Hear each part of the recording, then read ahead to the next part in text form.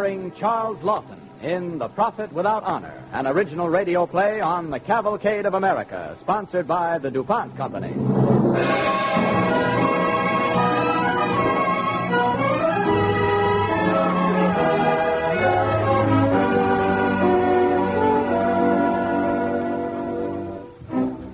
A prophet is not without honor, save in his own country. So goes the ancient saying. Here in our own America, in this very century, there lived a prophet. 33 years ago, Homer Lee warned his countrymen that Japan someday would attack Pearl Harbor by surprise. He prophesied in infinite detail the war that would follow, and left to us his warning in his book, Valor of Ignorance. Our play, written by Robert Tallman, tells his story. DuPont, maker of better things for better living through chemistry, presents Charles Lawton in the role of Homer Lee on the Cavalcade of America.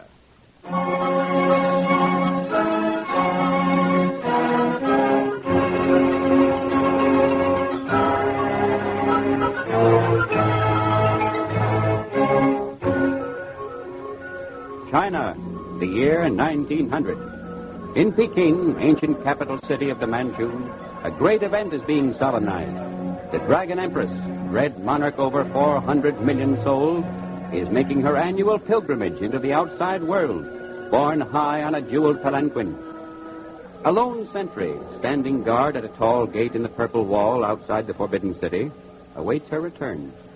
Toward him limps a pale, gray-eyed hunchback in American dress. Quietly, the little cripple addresses the sentry. Only one man guarding the gates of the Forbidden City? The old tigress must be very sure of herself.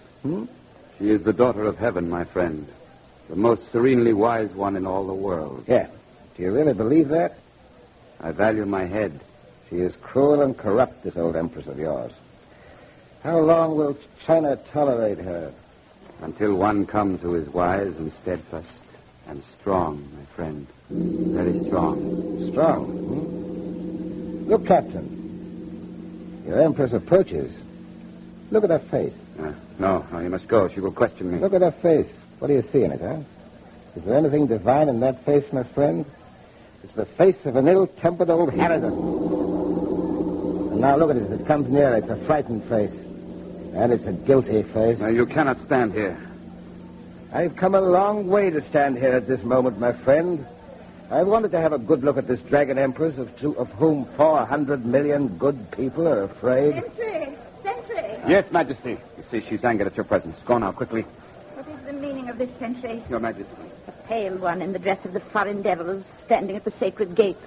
Your sentry does you a service, O serenely wise one. He wishes you to have a lucky day. I had not noticed. It is a humped one. Yes. Yes, that is good luck. That is very lucky. And you speak the Manchu tongue. I have studied many of the dialects of China, Your Majesty. Then you are a scholar. Tell me your name. In my own country, in America, I am called Homer Lee. In China, I shall be called Wang Ying. Wang Ying! Don't you want to touch the back of my neck for luck, Your Majesty? No. Quickly. Open the gates wide. Carry me to the palace at once. Open the gates. Now, close the gates quickly and lock them. Lock them securely. What did you say to the old she-devil, pale one? Why, I told her my name in China would be Wang Ying. Wang Ying. That is the name of the dwarf tiger. He who overthrew the first of China's tyrants. Precisely, but I hope to overthrow China's last tyrant, my friend. Then you are one of us. Hope to be. But first I've got to get inside that gate. I must see the old dragon's prime minister. No, I dare not help you. My head would roll in the dirt before morning. Wouldn't it be more honorable to lose it in the cause of your people's liberty than to have it lopped off some morning because the old lady is in a bad temper? Very well. Come back an hour after sunset, the changing of the guard. Thank you. I'll see that you get inside the walls. From then on, the souls of your ancestors be with you. Wang Ying. And with China, my friend. Yes.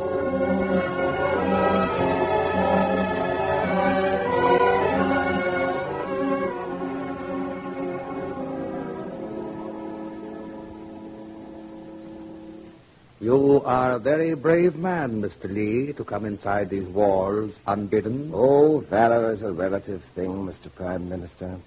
Why are you so certain that I would not betray your presence here to the Empress? Well, to do so might arouse her suspicions of you. Your head might roll in the dirt with mine, Dr. Kong. You understand the Manchu character very well, Mr. Lee. Oh, no. Tell me, what brings you, a scholar, so far from home? I've come to offer you my services. In what capacity? I want you to place me in command of an army. It needn't be a large force. 1 or 2 divisions will be sufficient. That is a rather ambitious plan for a man of your years, Mr. Lee. Why? I'm the same age Napoleon was at Rivoli. But I know nothing about you, nothing of your military experience. Well, is there a single Chinese general who would risk, as I'm prepared to do, a march on the capital of Shanxi province tomorrow? Shanxi. You are right. Yes. Shanxi is the place to strike. It is the weakest. But to lead an army in forced marches, you will excuse me, but your physique, Mr. Lee. My physique has nothing to do with it. Did not Wang Ying, the dwarf tiger, overthrow the first of China's tyrants? He was half blind as well as crippled. Well, Mr. Lee, I am not superstitious, as so many of my countrymen are. But I have a strange feeling about you. Huh. Will you do as I ask? I will assemble as many troops as I can, Mr. Lee, and you shall be their general. Yeah.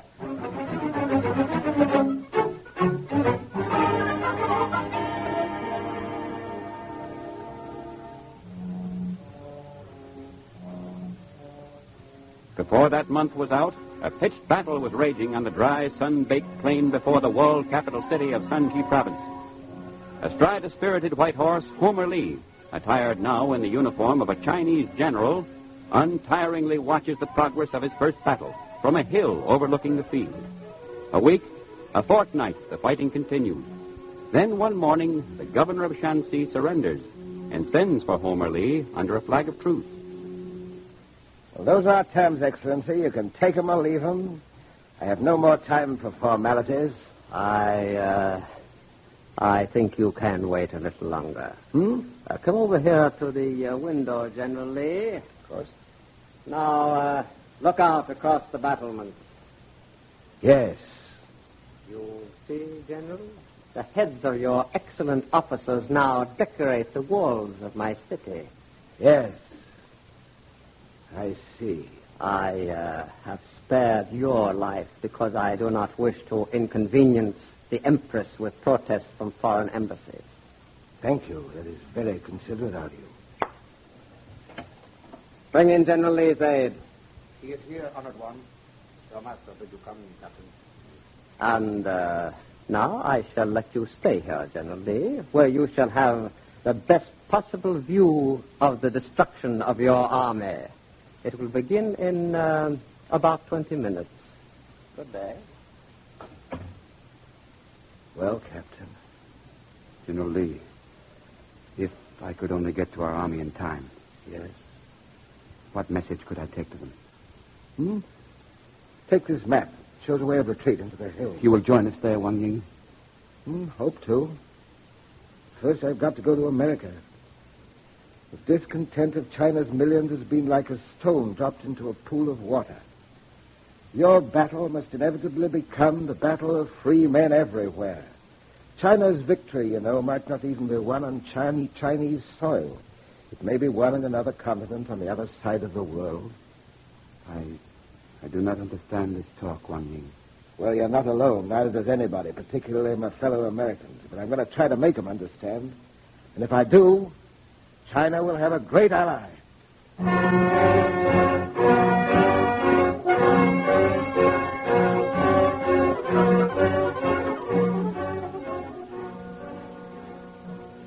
You are listening to Charles Lawton in The Prophet Without Honor, an original radio play on the Cavalcade of America, sponsored by the DuPont Company.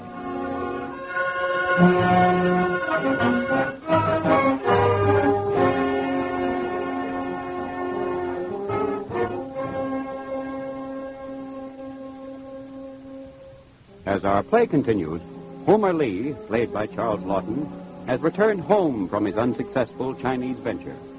In Washington, he is ushered into the presence of Lieutenant General Chaffee of the United States Army. Welcome home, General Lee. Thank you, sir. I need not tell you, General Lee, that your expedition in China has excited the admiration of every military man in America. General Chaffee, if you'll forgive me, I'll come to the point. I am not interested in being admired. I want to know what you intend to do about China. You ask a direct question, sir. I'll give you a direct answer. The United States Army has no militant aims in connection with China or any other foreign power. Yes. I was afraid you'd say that. You must realize things have changed since you went to China, sir. Due to the Spanish-American War, the European powers now have a new respect for America. Mm-hmm. We've entered a period of international good feeling. Yes, yes. That's all very commendable. But you've left one power out of your picture, sir. Yes? Yes. There's a fool in Germany who today can and will blast your pretty picture of international good feeling sky high. Oh, this German Kaiser. He struts and he postures. Yes. No one takes it seriously. Britain maintains the balance of power in Europe. Britain maintains the balance of power in the year of our Lord 1907, but I tell you, General Chaffee, we have passed far beyond the point where balance of power in continents or even hemispheres has any meaning. Germany controls important bases in the Pacific. These can be stepping stones for Japan's attack on our Pacific coast, or they can be barriers. Japan's attack on our Pacific coast? Will you tell me what is to prevent that, sir? General Lee, you'll leap around the world from China to Germany to Japan? Be that as it may, sir. For the moment, will you do something to send help to my good Chinese fighters? I regret that there is nothing I can do to help you, General Lee. Well, sir, will you give me permission to train a force of men myself? I can recruit them on the west coast among the Chinese population. I can raise money to arm and equip them from private sources. All I need is your blessing, sir. And a good drill sergeant. That much I'll be only too happy to do for you. Unofficially, General Lee. Thank you. And Godspeed you. Thank you.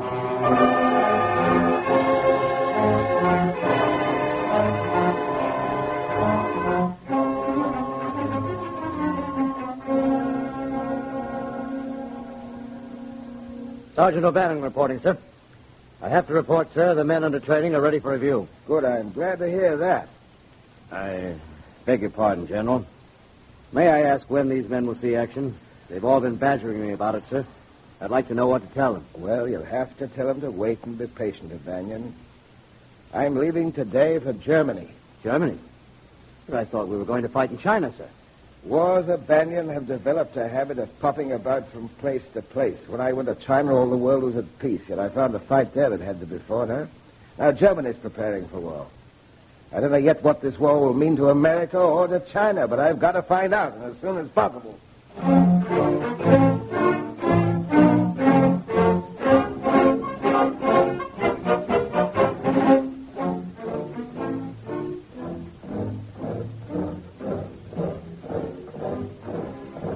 2 months later, in a reviewing stand overlooking a parade ground at Potsdam, Homer Lee stands beside Kaiser Wilhelm, watching the gray uniformed, spike-helmeted soldiers of Imperial Germany as they pass in review.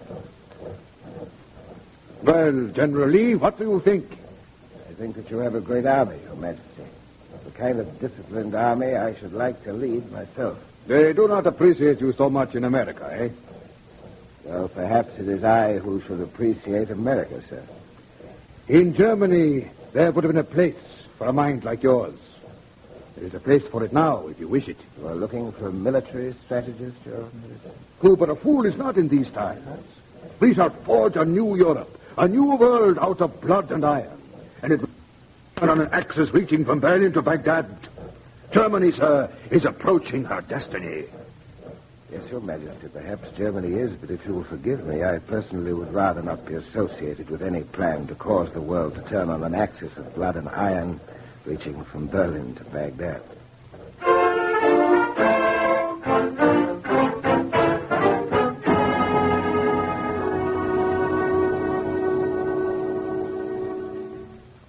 Well, General, all I can say is you didn't get to Germany a minute too soon. Only hope I'm not too late, O'Bannon. There's an awful lot that's got to be done in too short a time.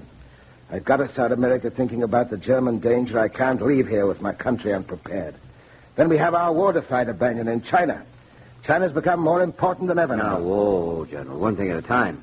You'll kill yourself if you keep going on at this rate. A man doesn't die till his work is done, Banyan. At least you took my advice and got yourself a secretary. You're going to need that eyesight of yours when we get to China. Would you tell me something, Banyan? You don't think I'm working my secretary too hard, do you? Powers? No. If you are, she'd never admit it. You know, I like her, Banyan. I hate most people, but I like her. Most people are fools. She's not a fool. Who's not a fool? Mrs. Powers. We got to start at work right away. Now, where were we? Chapter 10. Yes, I remember now. With the acquisition of Holland, the German Empire expands right across the Pacific, securing a landed area 3 times greater than that of Germany, and a native population equal to that of France. Germany becomes an Oriental empire, dominating Japan and speeding up the Japanese aggression against the United States. These are not speculations. These are facts. We must face them. General Lee, what is it? I don't know. Pain in the back of my eyes. I can't hardly see anything. Oh, you must rest a while. Yes, I suppose I'd better. Oh, who'll believe me anyway? I've told them all these things 1,000 times, and still they go on bravely calling peace conferences, talking disarmament, when our enemies are powder kegs ready to explode in our faces. General Lee. Yeah, what is it? There's a gentleman here to see you. A Chinese gentleman, Dr. Sun. Dr. Sun Yat-sen. Sun Yat-sen? Yes, I met him in Canton. Let him come in. Yes, sir. General Lee will see you, Dr. Sun. Thank you. General Lee, we meet again. I don't interrupt your work? Oh, no. I was on the point of abandoning the whole project. My secretary, Mrs. Powers, Dr. Sun. How do you do, sir? Madam, I have come to thank you for your great service in training officers for the Chinese Revolution, General Lee, and to ask you to come to China with them and me as my chief of staff. Dr. Sun, I believe you are a political leader, are you not? You envisage a republic in China. I do. Patterned precisely upon your American republic. Then you are a fool. You will be invaded by Japan before your republic is established. China has been invaded before. She swallows up her conquerors and digests them like so many bowls of rice. Yes, but this will not happen this time. The world is separating into 2 great hostile groups of nations, one dominated by Germany and Japan, and the other by the democracies. And it is going to be a death struggle. And China, if she becomes a republic, will be the first to shed her blood in the Holocaust. Then China will do so with pride. Manpower and ideals alone cannot win wars in this age, Dr. Sun. Your enemies are armed with machines for destruction. The German Count Zeppelin has perfected an airship to shower you with bombs from the skies. You cannot win, sir. General Lee, you are a great genius. Yeah. Your picture of our plight is a true one. I have no doubt of that. But you have left out of your picture an important element. Pray, what is that, sir? People. The strength of people bound together in a common resolve. We of China are such a people. Help us to overthrow the Manchu throne, and overnight we will become a united militant nation, ready to meet any enemy. You will see. Well, it is against all calculations, all natural laws, and all logic. You know, I have a promise to keep to your people before I die, Dr. Sun, and I'm going with you. Dr. Sun, I beg of you, don't let him do it. He's a sick man. I've told you many times, and I tell you again, Mrs. Powers, a man doesn't die until his work is done.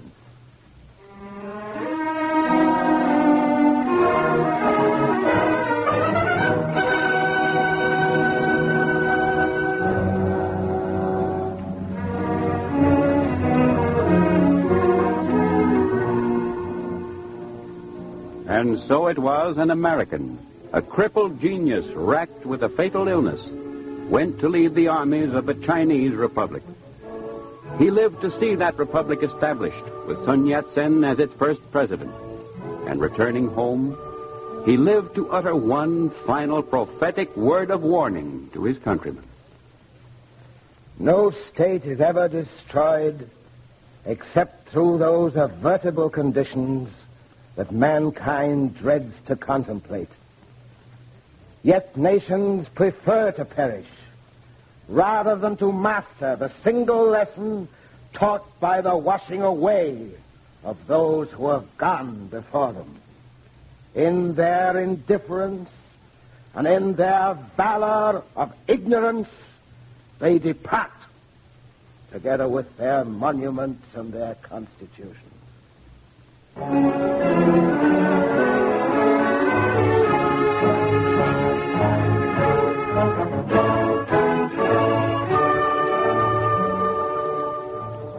On a day in 1912, only 1 year and some months before the first of the great world wars he had foreseen and warned us to prepare against, Homer Lee lay abed of his final illness in a house in Santa Monica, California.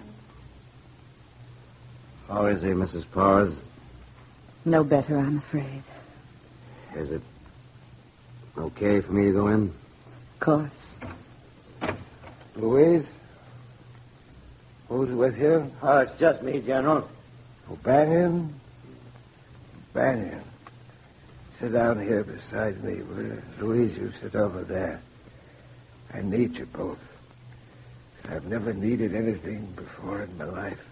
Oh, been overdoing it again, huh, General? Maybe I have, O'Banion, but the book was worth it. They can't argue with the facts in my book, can they? They can't say that's a pipe dream. I even drew pictures for them, showing exactly where the Japs must attack. The Philippines, Pearl Harbor, the Aleutians, Alaska. We'll be powerless to stop them unless we... Homer, you mustn't excite yourself this way. Anyway, where do you get off saying Manila will fall in 3 weeks? Not with O'Banion there, it won't. Thanks, O'Banion. It's funny. I seem to hear marching somewhere, Louise. You do. The Chinese students wanted to pay their respects, but the doctor said you were too ill to see them. The leader of them said, when you heard them marching outside, you'd get the message they wanted to give you anyway. Yes. Yes, I get the message. You won't stop them, Louise, will you? You won't stop them? No. You know, there's hope in that sound. There's hope in that sound.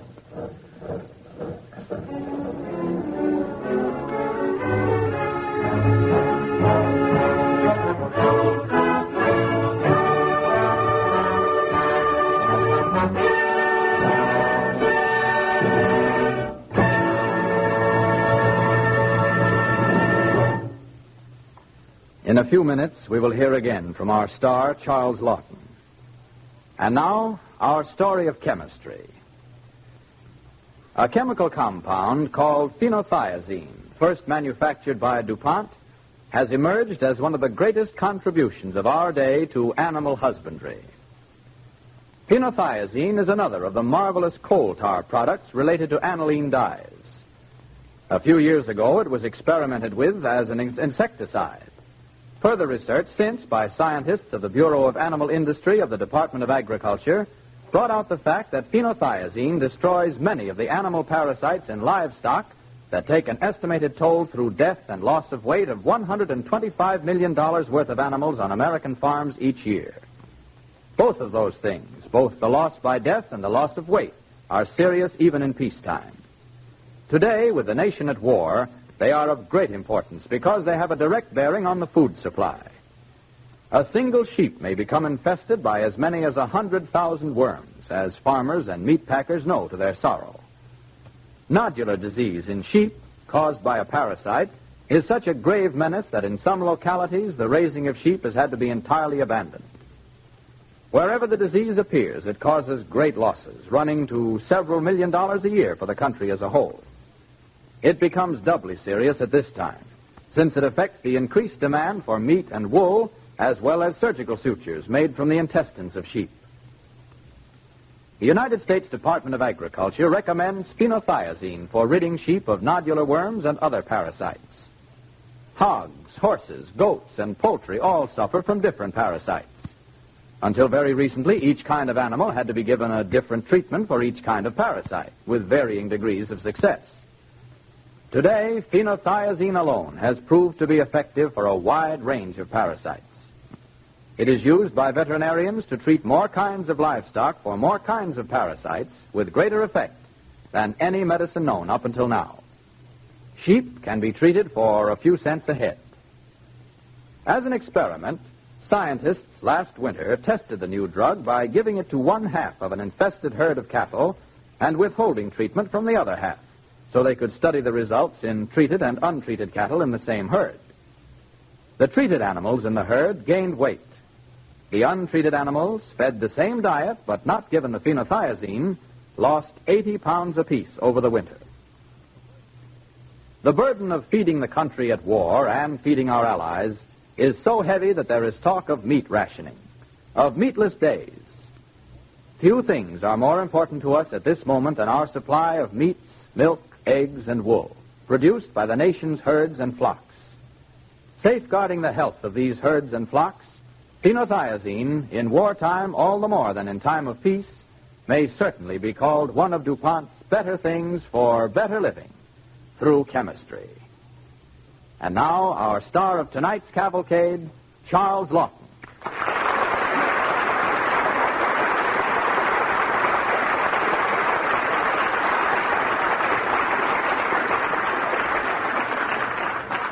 Thank you, ladies and gentlemen.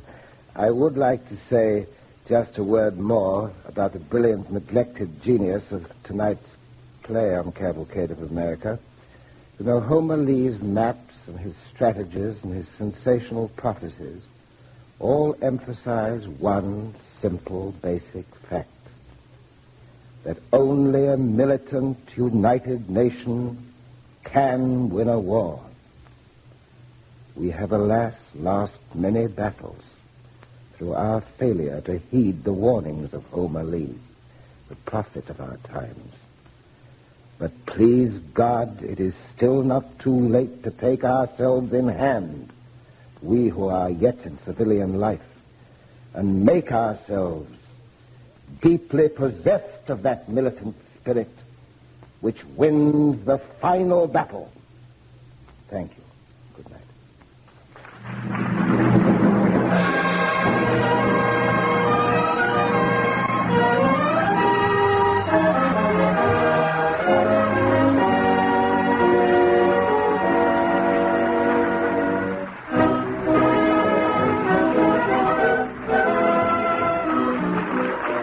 And now, before we sign off, a word about Cavalcade next Monday. At this same time next week, Cavalcade will present Soldier of Fortune, starring the distinguished screen player Claude Rains. It is a powerful and dramatic story of Richard Harding Davis, America's pioneer war correspondent.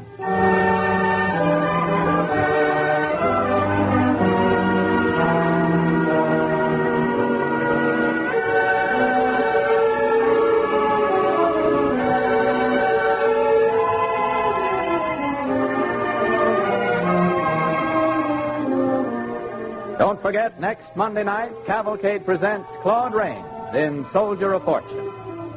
The orchestra and original score tonight were under the personal direction of Don Voorhees. This is Clayton Collier sending best wishes from our sponsor, the DuPont Company.